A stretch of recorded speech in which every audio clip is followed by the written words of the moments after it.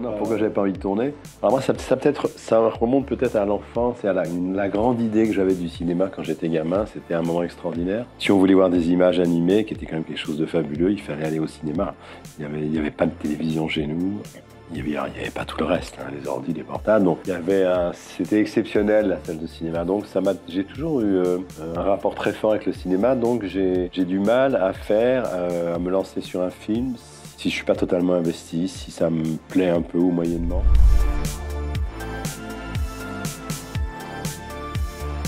Vous savez, on peut faire du cinéma sans faire des films. J'ai passé du temps au centre du cinéma à présider des commissions. Vous savez, c'est que le cinéma subventionne et s'auto-subventionne. Donc j'ai présidé des commissions sur l'aide à la diffusion des DVD, sur l'aide aux plateformes, sur l'aide à la numération. J'ai fait ça pendant 4 ans. En ce moment, je co-préside l'avance sur recette des cinéastes confirmés. Et puis, j'avais répondu oui à une proposition de François Hollande d'entrer au Conseil économique et social et environnemental. Et je me suis dit, c'est une expérience quand même d'entrer au CESE, c'est une assemblée de l'État. Et puis, vous savez, je fais des ateliers tous les ans avec des jeunes issus des zones prioritaires à qui on essaie de donner l'égalité des chances vers les écoles d'art, voilà, au sein d'une fondation. Moi, j'ai fait entrer la FEMIS dans cette fondation. Donc, chaque année, je sélectionne des étudiants. On les reçoit en juillet à la FEMIS. Voilà, donc je suis quand même... J'ai écrit 2 romans, dont les 2 d'ailleurs, dans les 2 il y a du cinéma, on parle de cinéma. Voilà, et puis en fait ça fait quand même 3-4 ans que je suis sur celui-là.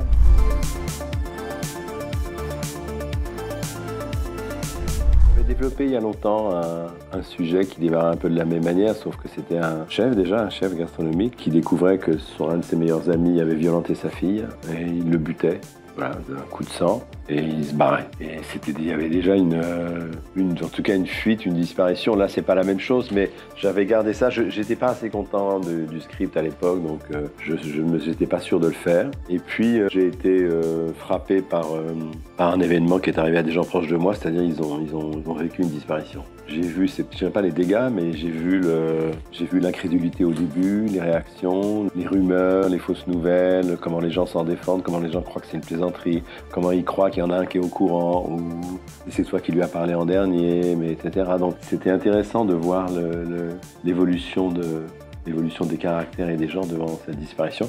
Donc tout d'un coup, je me suis rappelé de mon personnage, j'ai replongé un peu dans la gastronomie et les grands chefs, et je me suis dit, tiens, disparition, et ce serait intéressant que la piste soit la piste des saveurs, que les indices soient les saveurs, voilà, comme une enquête, quoi. C'est un film de mystère aussi, d'enquête.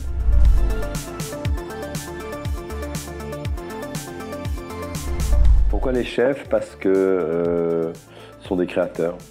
C'est des chercheurs, c'est des gens obligatoirement obsédés par la perfection, l'excellence, la recherche, l'absence de défauts. Mais je trouve, à leur manière, ce sont des artistes.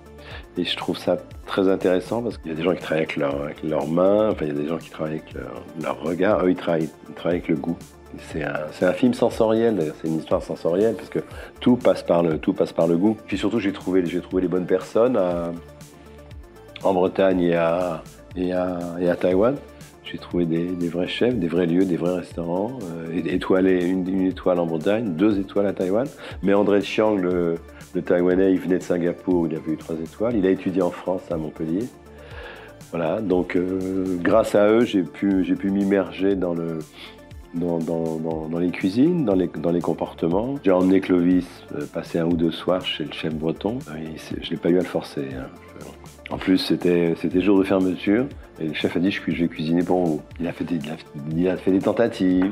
Et quand je suis arrivé en Asie, à Taïwan, j'avais demandé à rencontrer ce chef dont j'avais entendu parler, André Chiang, en pensant qu'il pourrait être notre conseiller artistique ou technique sur tous les plats à faire. Et quand je suis arrivé à son restaurant, j'avais demandé d'abord à déjeuner chez lui. Quand j'ai vu ce lieu qui est tellement beau, avec ses bois, c'est lui qui a dessiné l'architecture du lieu, hein. C'est un artiste complet, lui.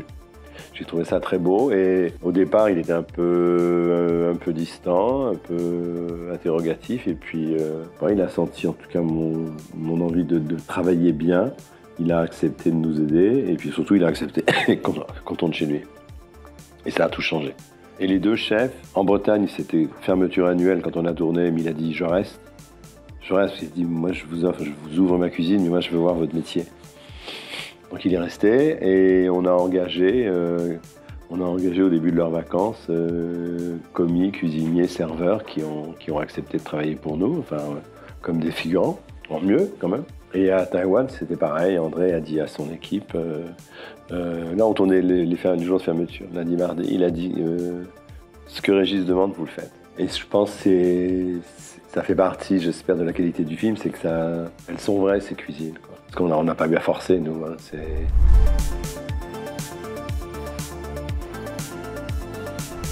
Oui, allez, mais je vais vous dire, oui, mais je les définis pas comme telles, c'est-à-dire que je me dis pas, tiens, je vais travailler sur telle matière ou sur telle thématique. Ça arrive dans le développement du scénario, dans la construction de l'histoire, ça arrive. Et effectivement, les films forcément se ressemblent.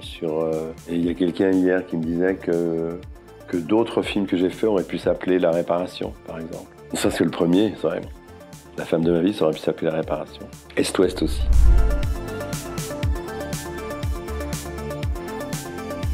C'est venu machinalement. Parce que, bon, effectivement, il y a une disparition, il y a une enquête. Bon, ça, c'est évident. Mais en même temps, tout ça est basé sur des sentiments très forts.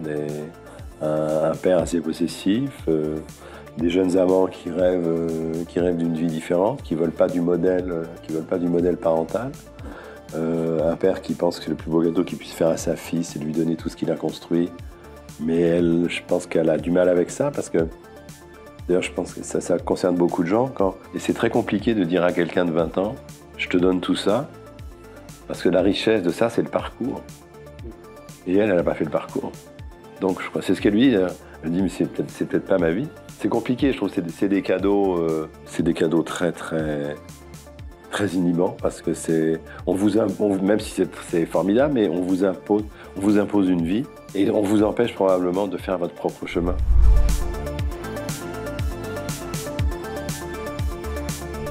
Non, je les avais pas en tête. J'ai pas fait passer les castings, je les ai rencontrés. Non, mais je comprends pas d'ailleurs aujourd'hui comment. Je les vois quand je les entends, parce qu'on se connaît bien, on se parle. Ah oui, j'ai fait un casting, j'ai un callback. Ah dis donc, j'ai un deuxième callback. Ah j'ai un troisième callback. Oui, mais t'as vu le metteur en scène? Pas encore. Je comprends pas, ils font des essais avec des directeurs de casting, des scènes. Moi j'avais vu Julia jouer dans Bardo pour la télévision, voilà, quand je l'ai rencontrée. J'ai pris un verre avec elle, on s'est appelé une heure et demie, et je me suis dit, bon, c'est elle. De toute façon, quand je devais en faire, parce que c'était des acteurs non professionnels, donc là on était obligé, je faisais jamais des scènes du film, j'écrivais des scènes. Je reprenais des scènes que j'avais coupées du scénario. Parce que quand vous prenez une scène du film, et que vous faites plusieurs essais avec plusieurs personnes, le jour où vous la filmez vraiment dans le film, la scène elle est essorée. Donc moi j'écris toujours des scènes pour les essais, si je dois en faire. Julien, je l'avais vu dans 2 films, et Monte Cristo, mais 2 films avant, dont Arrête avec tes mensonges, voilà. Je pensais à un personnage plus âgé, puis je l'ai rencontré, puis je me suis dit, mais non, c'est bien s'ils ont tous les deux le même âge et que leur vie est fracassée à 20 ans, c'est plus émouvant que... C'est pareil, on m'avait demandé de prendre une actrice plus âgée, donc de la notoriété, donc du financement plus facile. Mais je trouve qu'une femme de 30 ans, dans cette situation-là, elle est moins perdue. C'est encore une ado, Julien, dans le film, c'est ce qu'on voit au début. Elle se déguise... Elle court dans la forêt en Angélique, marquise des anges. Voilà, elle est fantasque, elle est fantaisiste. Voilà, elle rit, voilà, elle est heureuse, elle est amoureuse. Voilà, c'est pas. Et ce qui lui arrive la fracasse, quoi. Et quand elle arrive en Asie, c'est quelqu'un d'autre.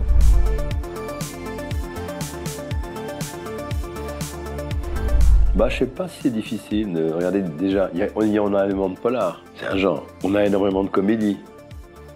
Il y a plein de comédies.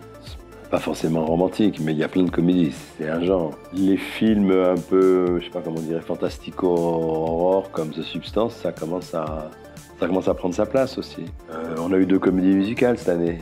Il y avait Jolie Jolie, il y avait puis évidemment Emilia Pérez, mais non, je suis moins d'accord avec vous.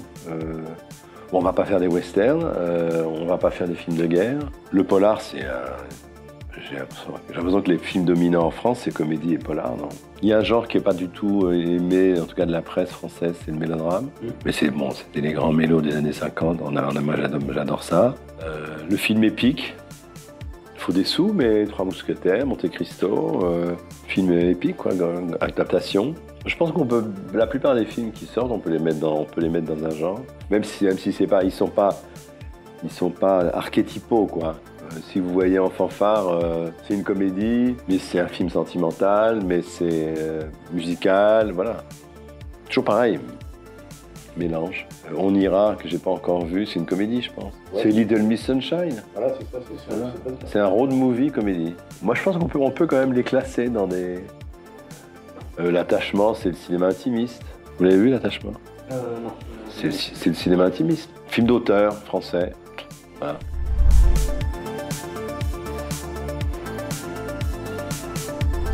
Vas-y, fonce. Ils ont une chance extraordinaire. Alors, double tranchant. Ils ont une chance extraordinaire, c'est qu'ils ont ça. Ils ont des ordis, ils ont l'IA, malheureusement. Ils peuvent écrire une histoire, ils peuvent la filmer, ils peuvent la monter, ils ont des logiciels. Nous, quand on voulait prouver quelque chose de ce qu'on savait faire pour faire un court-métrage, il fallait obtenir qu'un week-end, on nous prête la caméra, qui était la caméra sonore, enfin, qui faisait un bruit effrayant, qui était une caméra de secours, donc le son était pourri. Il fallait demander à l'assistant opérateur des chutes de pellicules dont on était sûr qu'ils les utiliseraient pas, donc c'était des petits bouts, vous ne pouvez pas faire des longs plans. Il fallait draguer l'assistante monteuse pour qu'un samedi de printemps, elle ouvre la salle et qu'elle vous aide à dérocher. Enfin, mais on mettait 8 mois à faire un court-métrage. Aujourd'hui, tout est avec les GoPro, les appareils photo, les drones, les gens peuvent filmer. Ils peuvent écrire, filmer, monter et montrer. Je pense que c'est évidemment, ça a l'air tellement facile que peut-être après, les gens manquent d'exigence. Parce que nous, il y avait un tel chemin de croix pour faire un court-métrage qu'on avait le temps de se dire est-ce que c'est bien, est-ce que c'est assez bien, voilà. Aujourd'hui, c'est tellement facile, voilà. Est-ce qu'ils auront l'exigence?